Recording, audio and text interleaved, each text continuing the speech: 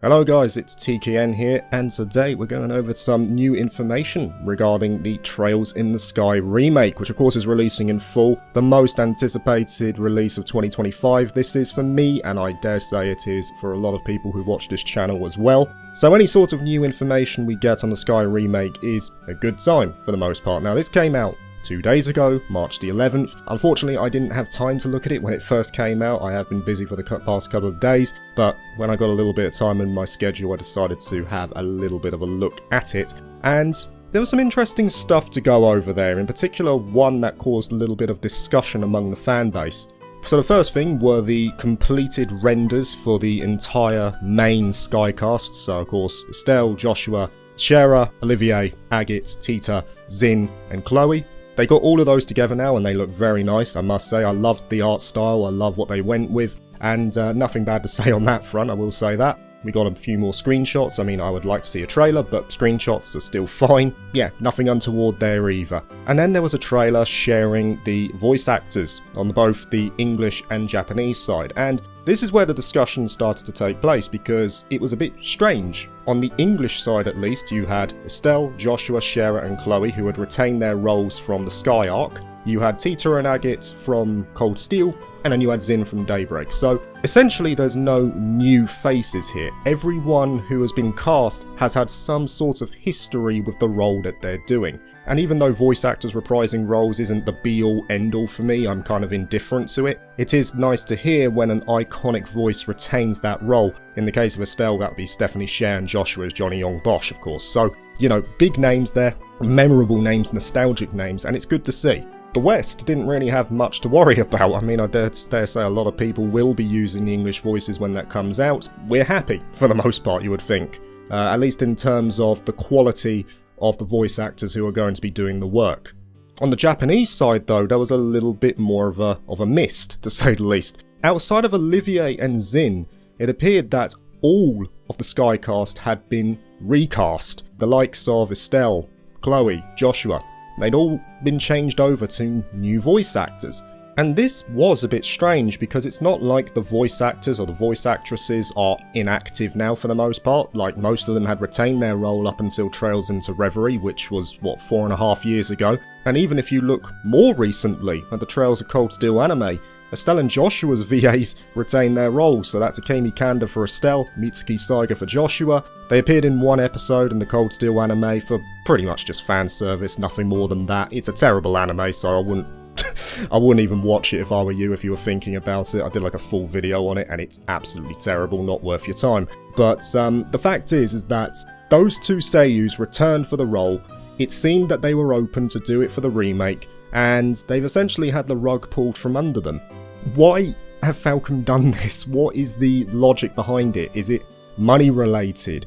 Is it the fact that these people are now older and maybe they don't have the same kind of vocal range? I personally don't think that's the case because, like I say, they've retained their roles up until Reverie, they retained their roles up until Cold Steel as well in some cases, or the Cold Steel anime in some cases, so that doesn't really make sense for me. The final one, maybe? Is it like a clean slate for the remake? We don't know, and the reality is we're probably never going to know. That's going to be staying behind Falcom closed doors. And this is the situation. It is business sometimes. I mean, the Sky remake isn't the only remake this has happened to. I mean, it happened with Persona 3 Reload. It was kind of like a flip of the coin there. Most of the Japanese cast remained unchanged, whereas the English cast was mostly replaced. Again, whether it was money or scheduling conflicts, we don't know. And similar happened with the Final Fantasy VII remake as well. It's just, this is the case. It does happen.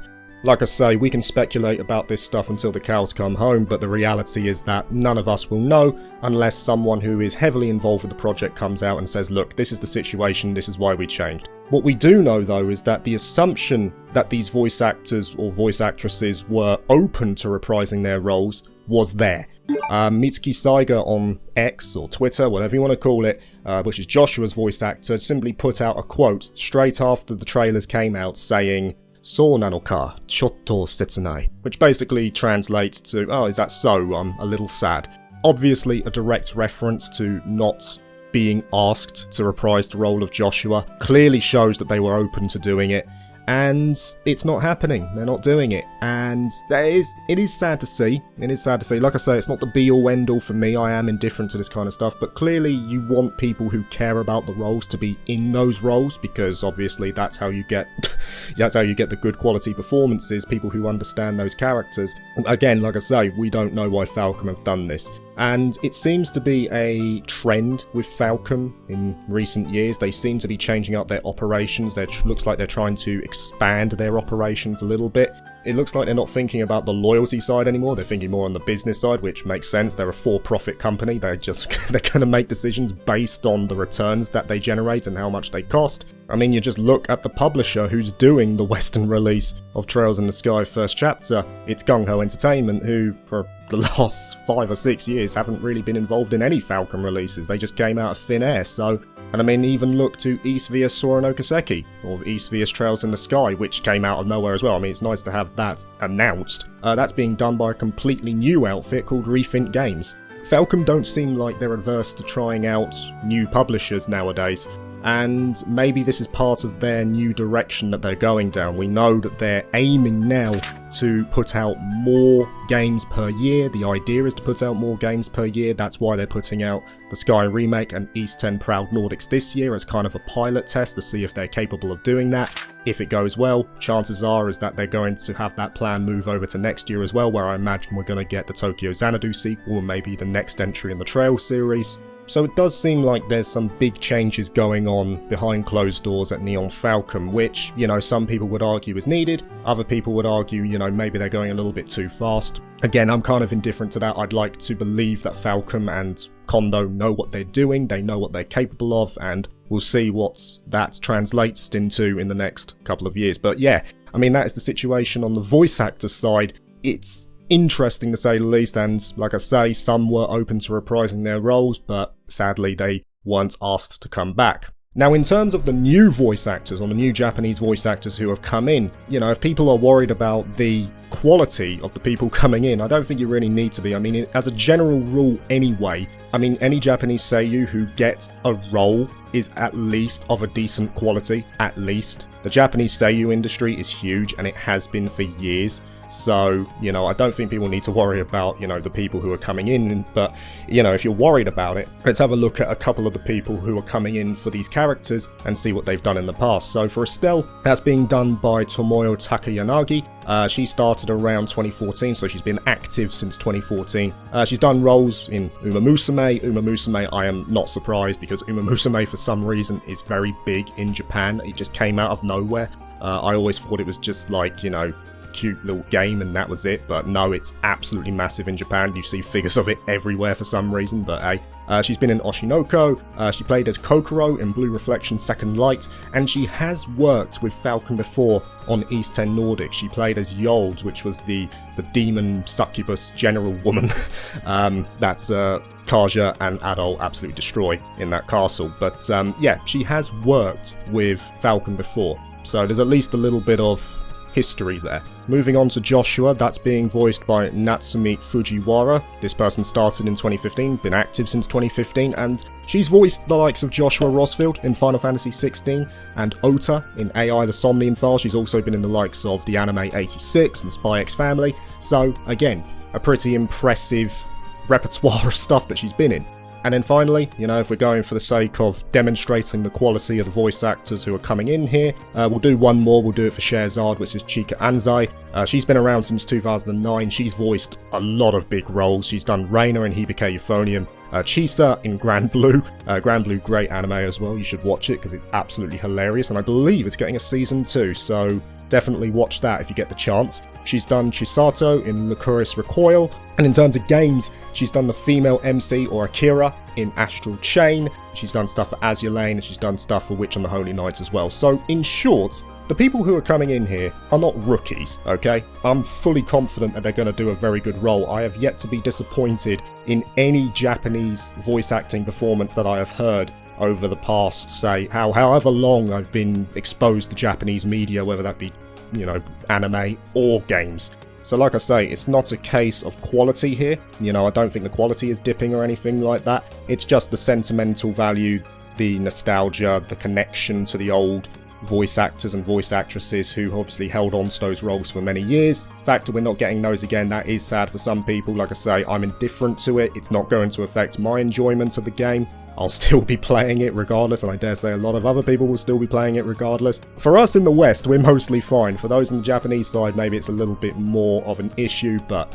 this is the situation, and this is business, unfortunately. Now, in terms of further information, there was a little bit more from Hansuke. He translated an article from Weekly Famitsu that basically went over a few elements in the Trails in the Sky remake. And we've basically had further confirmation that the story is not going to be one-to-one. It's going to be mostly similar, but there are going to be a couple of changes along the way. Now, the actual quote that has gone into this is that the fundamentals of the original story of Trails in the Sky the First remain untouched, but the key elements from later installments have been added to create a deeper and more engaging narrative. The thing is, we knew this was going to be the case ever since it was first released, I believe 4 months ago. We knew that these additions were going to be made. This is just further confirmation that it's going to be happening. Now, for me personally, I'm open to this, but it depends how far they go. They have to be careful because at the end of the day, they've got an established lore, and they need to make sure that it doesn't cause any sort of inconsistencies in the later game. Now, of course, if the Sky remake is meant to be the definitive edition, the definitive way of bringing a lot of new players into the series, which is what it's going to be doing, a lot of people will try Trails for the first time with the Sky remake, then of course they're going to try and capitalise on the 12 sequels that happen immediately after it, and try and have some sort of connection there to show what Trails is all about, and try and get people hooked in more. You know, it makes a lot of sense. For me though, like I say, it depends on how far they go with this. You know, if you do too much with it, you're going to cause inconsistencies, you might cause plot holes and all this kind of stuff, and people do care about this story. So some people are already pointing out an inconsistency or a potential inconsistency with the link attacks that have been shown in recent trailers for the Sky remake. Link attacks, of course, were a thing that were only introduced in Cold Steel, and it had a narrative reason why the link attacks didn't come in until Cold Steel, because it was a feature of the Arcus units, which were given to the Force Military Academy students, which basically allowed them to resonate with partners and improve their combat capabilities, and that's what allowed them to do link attacks. The fact that the Sky cast are doing link attacks, I'd like to think there's a narrative reason for that, but some people are pointing to the inconsistency there and going, look, how are they managing to do that? I imagine there's going to be some sort of explanation as to why that's happening, but that's the kind of stuff I'm talking about. You've got this established mythos, you've got this established lore, a lot of lore as well. You need to be careful that you're not tripping over yourself. Another part of me though is saying that, at least gameplay wise, the Sky remake was never going to be completely the same to the game from 20 years ago, because players have changed, players' attitudes have changed. Even though there are going to be a lot of people who have played the original Sky game and now going to be going to the Sky remake, there are going to be a lot of new people as well. And at the end of the day, Falcom are going to try their best to bring in as many new people as possible, and the way that you bring in many new people is that you tailor it to what they perceive to be the majority. So I mean, Persona 3 Reload did it, we saw that. Dragon Quest 3 HD 2D to a point, even though it was mostly faithful to the original, that game also had those quality of life features that you just expect to see nowadays. So I'm not surprised that Trails in the Sky remake is trying to modernise its gameplay, especially in line with stuff like Daybreak and all this kind of stuff as well. So that's not a surprise to me. In terms of the narrative additions though, and trying to consolidate and reinforce the story that obviously developed in later games, I would like to see, I mean, if they're going to go down that route, we know they're going down that route anyway, but if I had the choice, it would be stuff like what we saw in Trails to Azure with Yuna, who was added of course into the Kai version of Trails to Azure. Toa was in there as well. That kind of stuff is good. That kind of stuff has connectivity, it has a little bit of meaning and relatability, because in some cases you may have seen that character before. And if we get some stuff like that, I think that's fine, because, you know, that's mostly harmless. It's a nod to some future games as well, so, you know, people who have played the previous Sky game go, oh yeah, you know, now I can see what they were doing back in the past and all this kind of stuff, which is why I do want to see the remakes of SC at the very least. I would love to see SC remade. I would love to see Sky the Third remade as well. I'd like to believe those will happen. We have already had it confirmed, if the Sky remake sells well, that we will get, you know, Sky SC and potentially even Sky the Third as well. I personally believe that it will sell well enough for them to do that. If not, they might even have it in the early stages anyway. You know, maybe it was always their plan to do this regardless, so we'll have to see what happens.